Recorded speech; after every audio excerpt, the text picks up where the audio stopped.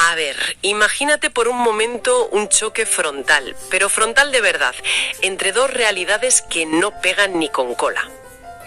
Vale, a ver qué tienes en la cabeza. Pues, por un lado, visualiza un pequeño pueblo del norte de España, a principios de los años 60. Calles empedradas, olor a leña, un aislamiento casi total y, bueno, un silencio de esos que se cortan con cuchillo. Sé la típica imagen de la España rural profunda, claro. Exacto. Y ahora, en el otro extremo, pon un inmenso centro de datos actual, de estos hipermodernos, repleto de servidores zumbando con inteligencia artificial. O, no sé, la inmensidad absoluta que nos está mostrando el telescopio James Webb. Ostras, es un contraste brutal, desde luego. Ya ves. Pues hoy vamos a sumergirnos en un análisis a fondo sobre un ensayo que argumenta que estos dos universos, que parecen totalmente inconexos, o sea que no tienen nada que ver, no solo están entrelazados, sino que encima encierran la clave de lo que el autor llama el fin de los tiempos. Que se dice pronto, ¿eh? Se dice pronto, sí. El texto en cuestión, para situar a los oyentes, está fechado en mayo de 2026. Lo firma el filósofo Gabriel Villaboillana desde La Habana, se titula Garabandal, otra visión, y se publicó en el canal Codex Nazareno. Y fíjate que el título, casi que peca de modesto, porque lo que planteaba muchísimo más allá de unas simples apariciones marianas. Ya te digo. El documento construye un marco teórico muy audaz, que enlaza misticismo, física cuántica y, ojo a esto, una crítica despiadada al sistema económico global. Básicamente intenta decodificar el propósito de nuestra existencia en medio de toda esta vorágine tecnológica actual. Vale, vamos a desgranar esto con calma. Pero antes de dar un paso más, creo que es obligatorio hacer una pausa explícita y poner las cartas sobre la mesa para quien nos escucha. Sí, mejor aclarar un par de cosas porque el texto se las trae. Totalmente.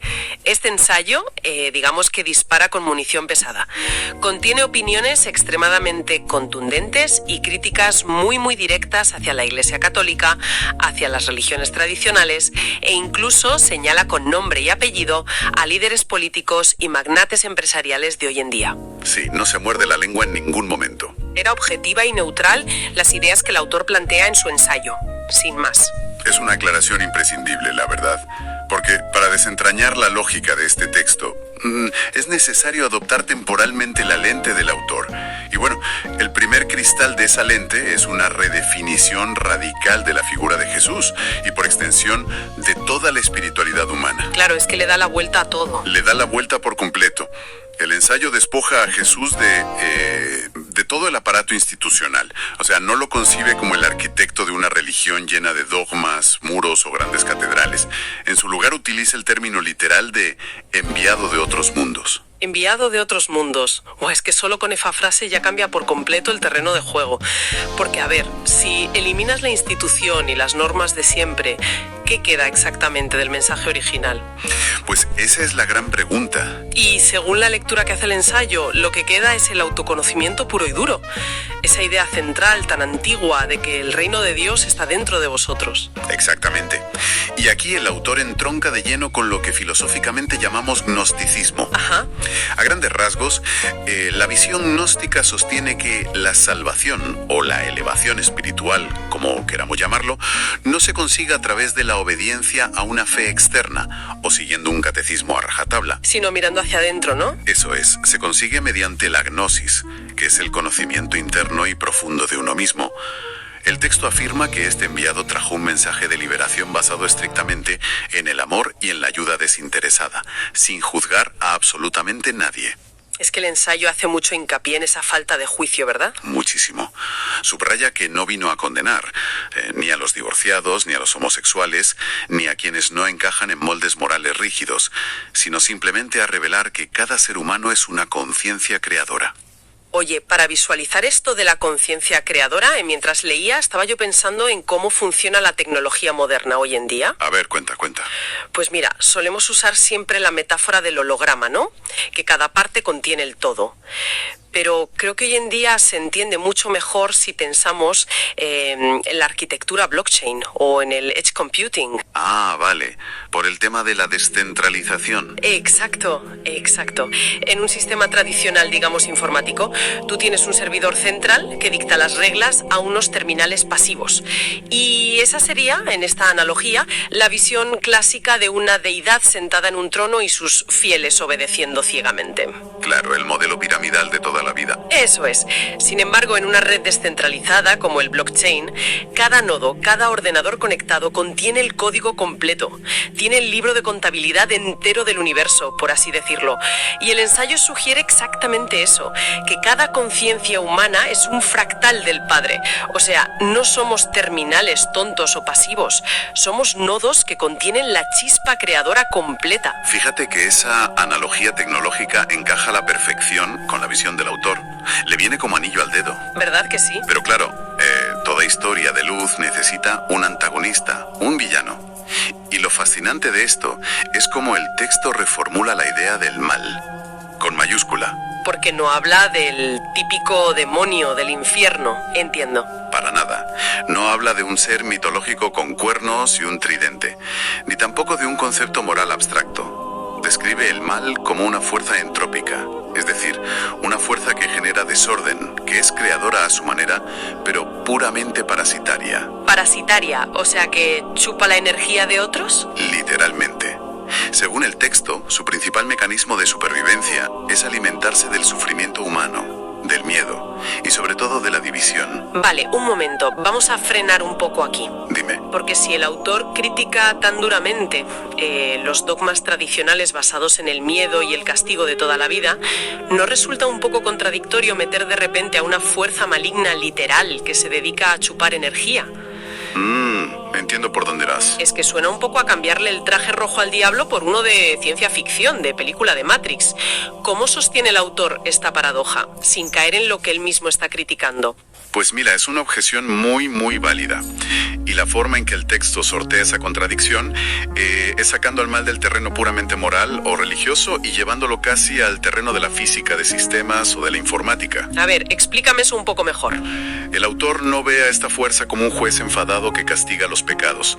Lo ve más bien como un virus informático metido en el sistema operativo de la humanidad. Su estrategia principal no es tentarnos con manzanas en un jardín. Ya, claro. Su estrategia es polarizarnos. Se disfraza de cosas que consideramos buenas o normales.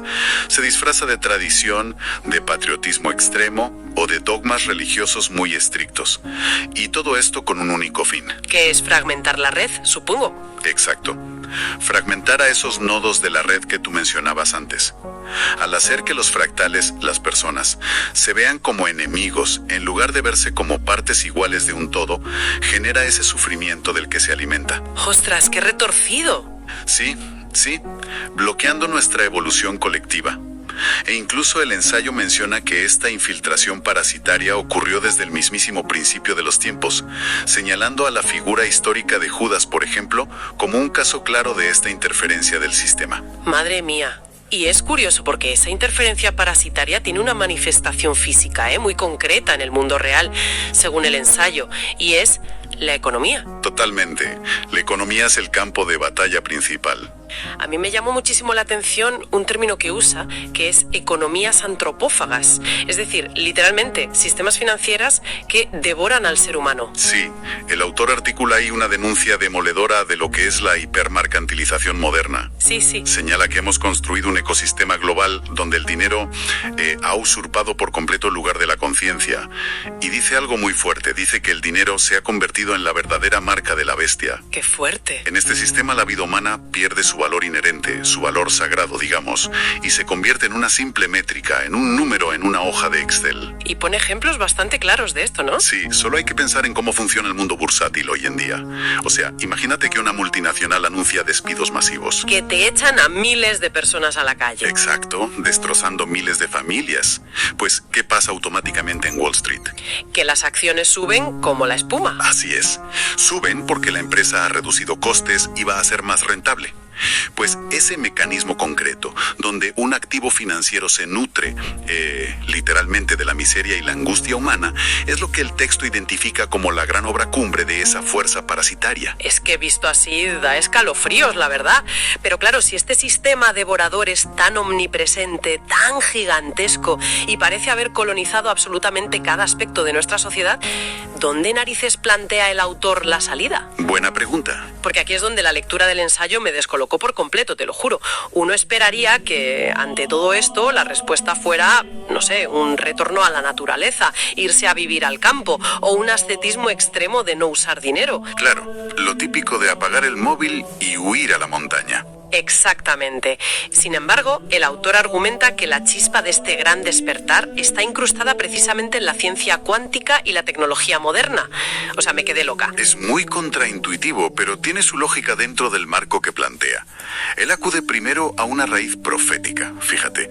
Cita el libro de Daniel en el Antiguo Testamento. Ajá, vale. Donde se indica que, en el fin de los tiempos, el conocimiento y la ciencia de la humanidad se multiplicarían enormemente. Pero el ensayo hace una distinción vital aquí, muy importante. A ver. El fin de los tiempos no se interpreta como nos lo ha vendido Hollywood, con meteoritos y la destrucción del planeta en un apocalipsis de fuego. Menos mal. Sí, se interpreta como el colapso operativo del sistema del mal. Es decir, es un reinicio del sistema, un reseteo. Y para que ese reinicio ocurra, la humanidad necesita expandir brutalmente su percepción de la realidad.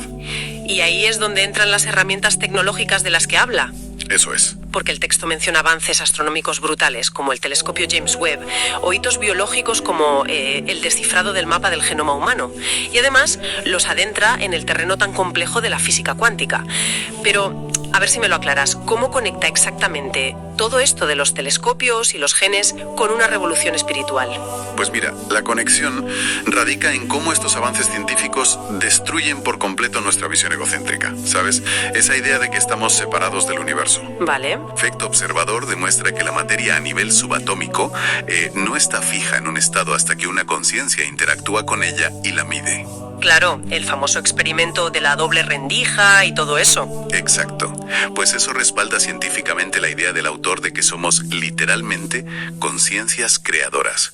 No somos espectadores, moldeamos la realidad. Luego, si miras el genoma humano, nos revela que, biológicamente hablando, somos una red única e indivisible, desmintiendo por completo las razas o cualquier tipo de división artificial que nos hayamos inventado. Ya, es que la ciencia desmorona esos muros. Totalmente. Y si miras al James Webb, al mostrarnos galaxias que nacieron hace miles de millones de años luz, lo que hace es pulverizar esa idea infantil de un dios tribal, ¿no? Un señor pequeño sentado en una nube que solo se preocupa por un trozo de tierra en Oriente Medio. Nos obliga a confrontar la inmensidad real del marco en el que operamos. Vale, entiendo esa parte expansiva y hermosa de la ciencia pura, me cuadra. Pero luego el ensayo pega un salto a la tecnología de consumo, o sea, Internet, redes sociales, inteligencia artificial. Sí, ahí se mete en un terreno pantanoso. Aquí es donde se pone realmente interesante, pero también donde a mí me chirría un poco, porque sostiene que toda esta inmensa infraestructura tecnológica de esta tercera década del siglo XXI no se ha creado simplemente para, no sé, engordar los beneficios de las grandes empresas, ni para que juguemos a videojuegos o veamos directos de Twitch. No, según él tiene un propósito mucho mayor.